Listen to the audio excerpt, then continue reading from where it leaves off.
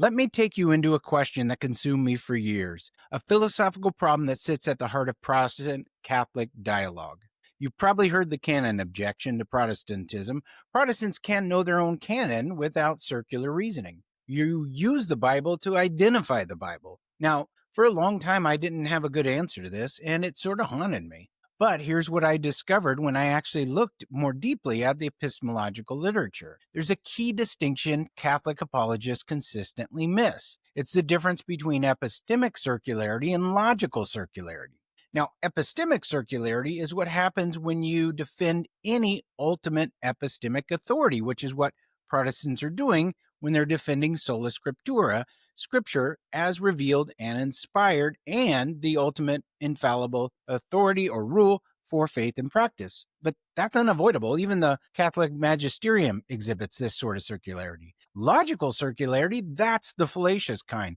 That's when you assume your conclusion in your premises. Now, watch what happens when we apply this distinction rigorously. The Catholic Church, especially in Vatican II ecumenical documents, doesn't just make claims about scripture or tradition, it makes definitive theological judgments that require knowledge no human institution could possess. Which sacraments metaphysically work across ecclesial boundaries? Who has genuine but imperfect communion? Where do invisible supernatural realities actually operate?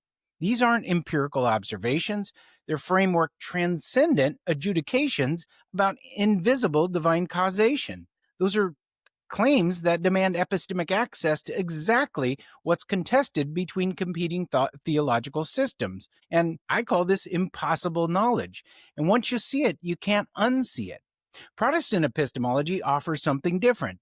Intellectual honesty about creaturely limitations. We confess what God has revealed with confidence. We maintain appropriate agnosticism about what exceeds human epistemic access. We trust God's wisdom where our knowledge necessarily fails. And that's not epistemic weakness. It's rigorous philosophical integrity before the God who is truth. I've built Christian Philosophy Academy to equip you with this level of analysis, not just to defend Protestant positions, but to show why Protestant epistemology is philosophically superior exactly because it acknowledges what we can and cannot know. The question isn't whether you can think about scripture and authority at the highest intellectual level.